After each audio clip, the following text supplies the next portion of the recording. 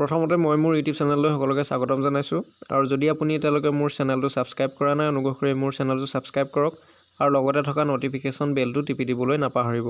যাতে মই আপলোড কৰা সকলো ধৰণৰ এডুকেশ্যনেল ভিডিঅ'ৰ নটিফিকেশন আপুনি লাভ কৰে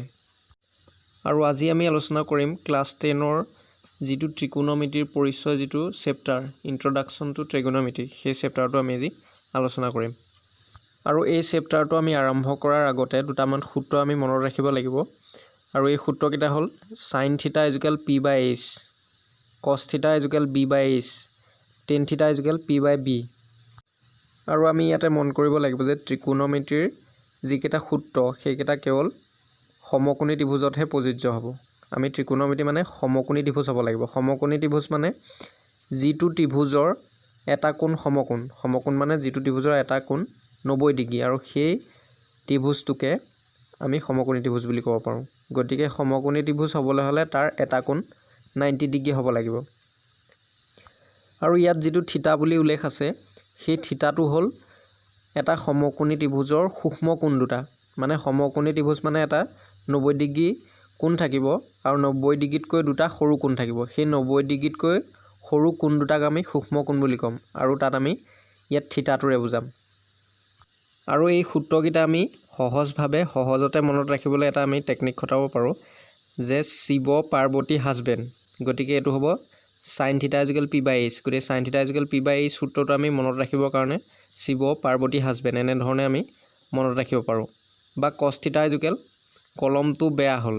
গতিকে আমি cos θ টো আমি কেনে ধৰণে মনত ৰাখিব পাৰোঁ যে কলমটো বেয়া হ'ল b/h বা tan θ ৰ অনুপাতটো আমি কেনে ধৰণে মনত ৰাখিব পাৰোঁ যে তাজমহল পৃথিৱী বিখ্যাত গতিকে পৃথিৱী p বিখ্যাত b গতিকে তাজমহল মানে tan θ = p/b এনে ধৰণে আমি পাহৰি নোযোৱাকৈ আমি এনে ধৰণে অনুপাতকিটা মনত ৰাখিব পাৰোঁ ইয়াৰ পিছত আমি আৰু দুটামান সূত্ৰ মনত ৰাখিব লাগিব sin² θ + cos² θ = 1 1 + tan² θ = sec² θ 1 + cot² θ = cosec² θ sin θ/cos θ = tan θ গতিকে আমি ইয়াত উল্লেখ কৰিছোঁ যে sin θ = p/h cos θ = b/h গতিকে আমি সমকোণী ত্ৰিভুজটোৰ পৰা সেই p b আৰু h বাহুকেইটা আমি কেনে ধৰণে বাছি উলিয়াম গতিকে আমি ধৰি ললো a b c এটা সমকোণী ত্ৰিভুজ আৰু ইয়াৰ b কোণটো সমকোণ মানে b কোণটো 90 ডিগ্ৰী এতিয়া আমাৰ কথা হ'ল আমি h ডাল বাছি উলিয়াব লাগে মানে h মানে হ'ল হাইপোটেনাছ আৰু ইয়াক অসমীয়াত কোৱা হয় অতিভুজ সমকোণী ত্ৰিভুজটোৰ আটাইতকৈ দীঘল বাহুডালে হ'ব h ৰ মান বা 90 ডিগ্ৰীৰ ওপৰত থাকিব হেলনিয়াকৈ সেই বাহুডাল গতিকে ইয়াত ac ডাল আছে গতিকে h = হ'ব ac আৰু ইয়াত p আৰু b মানটো উলিয়াওঁতে আমি কোনটো সূক্ষ্ম কোণ লৈছো সেই সূক্ষ্ম কোণটোৰ ওপৰত নিৰ্ভৰ কৰে মানে ইয়াত সূক্ষ্ম কোণ মানে 90 ডিগ্ৰীতকৈ সৰু ইয়াত a আৰু c টো সূক্ষ্ম কোণ হ'ব গতিকে যদি আমি a কোণটো ধৰো a সূক্ষ্ম কোণটো ধৰো তেতিয়া a কোণৰ লগতে যিডাল লাগি আছে ইয়াত a b ডাল লাগি আছে কাৰণ ac ডালটো h ৰ মান হ'ব গতিকে a b ডাল হ'ব b আৰু বিপৰীত ফালে থকাডাল হ'ব p ৰ মান গতিকে bc বাহুডাল হ'ব p ৰ মান আৰু b মানে b টোৱে বুজাব বেছ মানে হ'ল ভূমি অসমীয়াত আৰু p মানে পাৰপেণ্ডিকুলাৰ গতিকে ইয়াত h ৰ মান a কোণটোৰ কাৰণে b হ'ব ab আৰু পাৰপেণ্ডিকুলাৰ p হ'ব bc যদি আমি একে ধৰণে c কোণটোৰ কাৰণে চাওঁ যদি c কোণটো উল্লেখ থাকে তেতিয়া আমাৰ কি হ'ব c কোণৰ লগতে লাগি থকাডাল দীঘল ডালটো হেলনিয়াকৈ থকাডাল h ৰ মান হ'ব গতিকে ac ডালটো h ৰ মানেই হ'ব আৰু c কোণটোৰ লগতে যিডাল লাগি থাকিব c কোণৰ লগতে কোনডাল লাগি আছে বাহু bc গতিকে সেইডাল হ'ব ভূমি b বেছ আৰু বিপৰীত ফালে থকাডাল হ'ব p গতিকে ab ডাল হ'ব p গতিকে c কোণৰ কাৰণে আৰু h ডালটো সবতে একে হ'ব গতিকে h = ac আৰু bc ডাল হ'ব b ৰ মান c কোণৰ কাৰণে আৰু ab ডাল হ'ব p ৰ মান c কোণৰ কাৰণে b মান হ'ব bc আৰু p মান হ'ব ab মানে কোণটোৰ লগতে যিডাল লাগি থাকিব সেইডাল হ'ব b মান আৰু বিপৰীত চাইডে থকাডাল হ'ব p মান আৰু হেলনিয়াকৈ যিডাল থাকিব বা 90 ডিগ্ৰীৰ ওপৰত যিডাল থাকিব সেইডাল হ'ব h ৰ মান গতিকে আমি এতিয়া পাঠৰ প্ৰশ্ন সমাধান কৰিবলৈ চাম গতিকে প্ৰথম 1 নম্বৰ যেটো প্ৰশ্ন আছে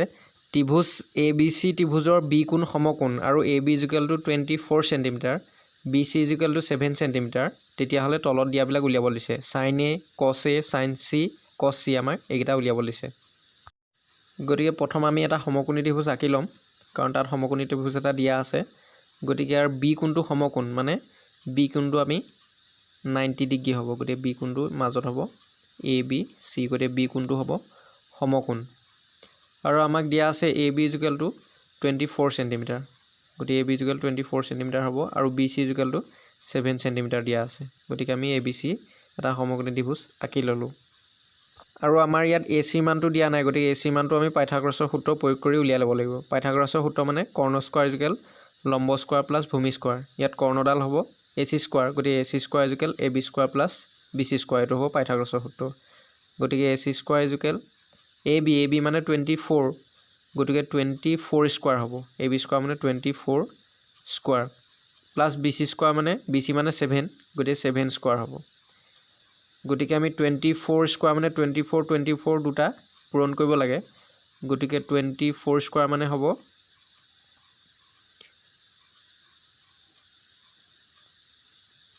24 স্কয়াৰ প্লাছ 7 স্কয়াৰ গতিকে 24 মানে হ'ব 24 দুটা পূৰণ কৰিব লাগিব গতিকে ইকুৱেলটো হ'ব 576 প্লাছ 7 স্কয়াৰ মানে হ'ব 49 আৰু আমি এটা যোগ কৰিব লাগিব গতিকে 576 প্লাছ 49 গতিকে 576 প্লাছ 49 ইকুৱেলটো হ'ব 625 গতিকে আমাক ac মান লাগে গতিকে ac ৰ লগত থকা যেটো স্কয়াৰ আমি হেফালে উঠাই দিব লাগিব গতিকে স্কয়াৰটো উঠাই দিলে আমি গম পাওঁ যে ইফালে ৰুট ওভাৰ আহিব গতিকে ৰুট ওভাৰ 625 গতিকে 625 ৰ বৰ্গমূল হ'ব 25 কাৰণ 25 দুটা পূৰণ কৰিলে আমি 625 পাম গতিকে 625 ৰ বৰ্গমূল হ'ব 25 গতিকে ac মান পালো আমি 25 গতিকে আমি পাইথাগোৰাছৰ সূত্ৰ কৰ্ণ স্কয়াৰ = লম্ব স্কয়াৰ প্লাছ ভূমি square ac square = ab square plus bc square কৰি পেলাই আমি ac ৰ মানটো পালো আৰু ac ৰ মান পালো 25 cm এতিয়া আমাৰ যেটো উলিয়াব লিছে প্ৰথম উলিয়াব লিছে sin a গতিকে sin a ৰ মানটো উলিয়াম গতিকে আমি জানো যে sin θ = p/h গতিকে আমি এই p/h সূত্ৰটোত আমি উলিয়াব লাগিব ইয়াত থিতাটো a আছে কোণটো a আছে sin a কোণৰ লগতে যেডাল লাগি থাকিব হেডাল হ'ব b আৰু বিপৰীত ফালে থকাডাল হ'ব p আৰু হেলনিয়াকে যেডাল দীঘলকে থাকিব হেডাল হ'ব h ৰ মান গতিকে ইয়াত h হ'ব ac আৰু a কোণৰ লগতে যেডাল লাগি আছে হেডাল হ'ব ab ডাল হ'ব b আৰু p ডাল হ'ব bc গতিকে p ডাল হ'ব ইয়াত bc বাই h ডাল হ'ব ac গতিকে bc বাই ac কাৰণ a কোণৰ বিপৰীত ফালে bc ডাল আছে গতিকে bc ডাল হ'ব p ৰ মান আৰু দীঘলকে যেডাল থাকিব হেডাল হ'ব ac মান হেলনিয়াকে গতিকে bc মান আমি পালো 7 আৰু ac মান আমি পালো 25 গতিকে sin a = হ'ব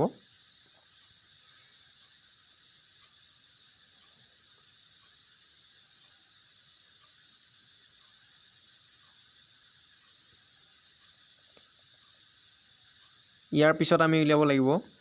cos a = b/h ইয়াতো হে a কোণৰ কাৰণে গতিকে a কোণৰ কাৰণে a ৰ লগতে যেডাল লাগি আছে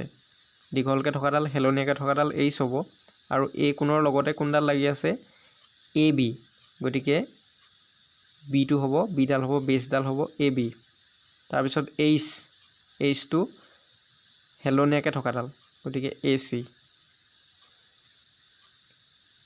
ab মান হ'ব 24 ac মান হ'ব 25 গতিকে 24/25 গতিকে cos a = হ'ব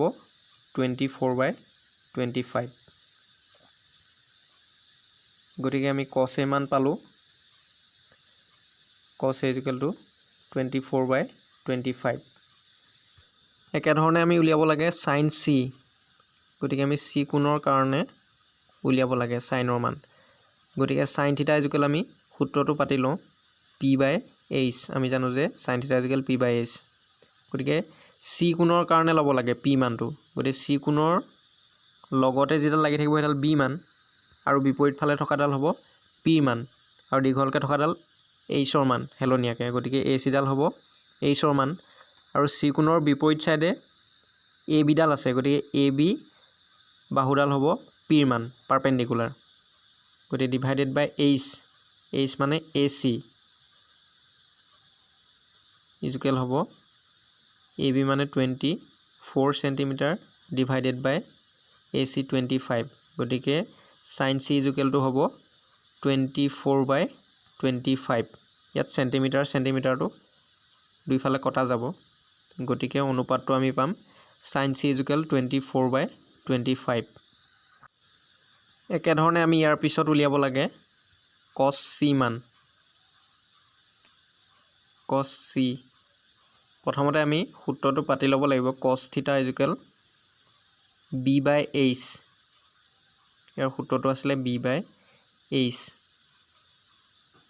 গতিকে C কোণৰ কাৰণে আমি B ডাল চাব লাগিব, গতিকে C কোণৰ লগতে লাগি থকাডাল হ'ব B মান আৰু দীঘলকৈ হেলনীয়াকৈ থকাডাল Hৰ মান, গতিকে AC ডাল হ'ব Hৰ মান। আৰু C কোণৰ লগতে BC বাহুডাল লাগি আছে, গতিকে BC বাহুডাল হ'ব Bৰ মান, লগতে লাগি থকাডাল হ'ব Bৰ মান, গতিকে Bৰ মান হ'ব BC, গতিকে BC/Hৰ মান হ'ব AC, BC/AC। আৰু BCৰ মান হ'ব 7, ACৰ মান হ'ব 25, গতিকে cos C ইজুকেলটো হ'ব 7/25।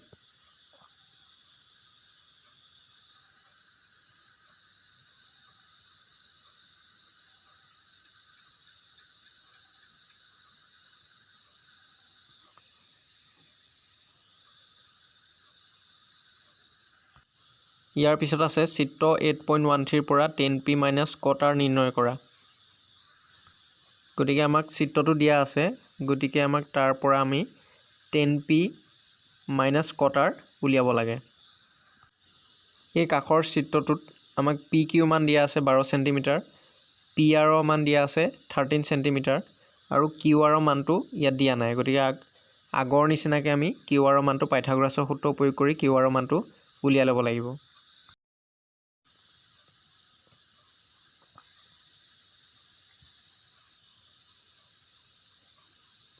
গতিকে প্ৰথম আমি ত্ৰিভুজটো আঁকি লওঁ, PQR। গতিকে ইয়াত Q কোণটো সমকোণ হ'ব, Q কোণটো 90 ডিগ্ৰী হ'ব আৰু PQ মানটো দিয়া আছে 12 চেণ্টিমিটাৰ আৰু PR মানটো দিয়া আছে 13 চেণ্টিমিটাৰ আৰু QR মানটো ইয়াত দিয়া নাই, গতিকে প্ৰথম আমি QR মানটো পাইথাগোৰাছৰ সূত্ৰ প্ৰয়োগ কৰি উলিয়াই ল'ব লাগিব। গতিকে ইয়াত হ'ব কৰ্ণ স্কোৱাৰ মানে PR স্কোৱাৰ ইজুকেল হ'ব PQ square plus QR square.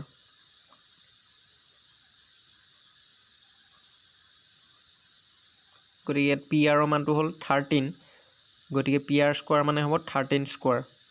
গতিকে 13 স্কোৱাৰ ইজুকেল PQ মান হ'ল 12, গতিকে PQ স্কোৱাৰ মানে হ'ব 12 square plus QR square, QR মানটো নাই আমাৰ, গতিকে 13 স্কোৱাৰ 13 দুটা পূৰণ কৰিব লাগিব, 13 স্কোৱাৰ মানে 13 দুটা পূৰণ কৰিলে হ'ব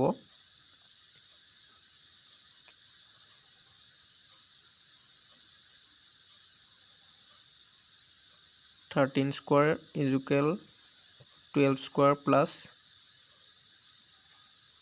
QR স্কোৱাৰ। 13 স্কোৱাৰ মানে হ'ব 169 ইজুকেল 12 স্কোৱাৰ 12 দুটা পূৰণ 144 প্লাছ QR স্কোৱাৰ।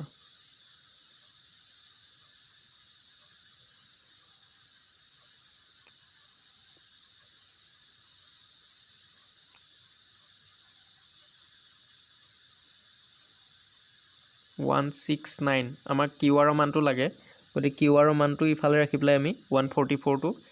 এইটো পক্ষত লৈ আনিলোঁ, গতিকে ইফালে প্লাছত আছিলে ইফালে হ'ব মাইনাছ, গতিকে 169 - 144 ইজুকেলটো ইফালে থাকিব QR স্কোৱাৰ। গতিকে আমি 169ৰ পৰা 144 বিয়োগ কৰিলে হ'ব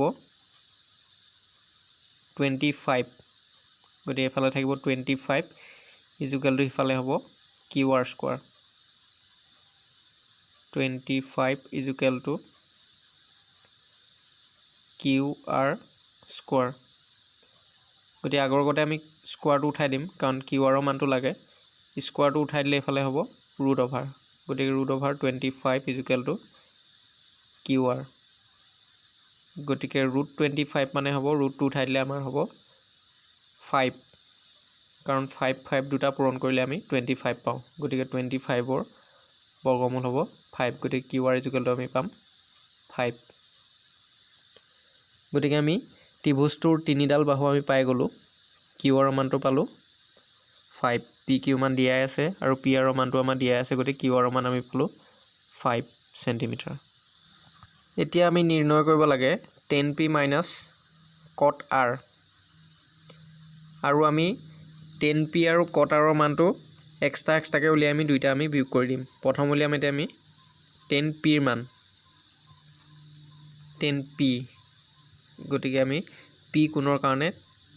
10ৰ মানটো উলিয়াব লাগে গতিকে আমি প্ৰথম আমি সূত্ৰটো পাতি লওঁ tan থিটা ইজুকেল p বাই b গতিকে ইয়াত p কোণৰ কাৰণে আমি চাব লাগিব আৰু pr ডাল হ'ব hৰ মান কাৰণ হেলনীয়াকৈ থকাডাল আমাৰ 90 ডিগ্ৰী ওপৰত যিডাল হেলনীয়াকৈ থাকিব সেইডাল হ'ব hৰ মান গতিকে pr ডাল হ'ব hৰ মান আৰু p কোণৰ লগতে যিডাল লাগি আছে সেইডাল হ'ব bৰ মান মানে pq ডাল হ'ব bৰ মান আৰু বিপৰীত সাইডে থকাডাল হ'ব pৰ মান গতিকে qr ডাল হ'ব pৰ মান গতিকে qr বাই b মানটো হ'ব pq কাৰণ p কোণৰ লগতে pq ডাল লাগি আছে গতিকে pq ডাল হ'ব bৰ মান গতিকে qr ৰ মান হ'ল 5 ডিভাইডেড বাই pq মান হ'ল 12 গতিকে 10p ৰ মান পালোঁ আমি 5/12 এতিয়া আমি নিৰ্ণয় কৰিব লাগিব কট r ৰ মানটো 10p ৰ মান আমি পালোঁ 5/12 এতিয়া একেদৰে আমি নিৰ্ণয় কৰিব লাগিব কট r ৰ মান r কোণৰ কাৰণে কট r প্ৰথমতে আমি সূত্ৰটো পাতি ল'ব লাগিব কট r ৰ সূত্ৰটো 10ৰ উল্টাটো হয় b/p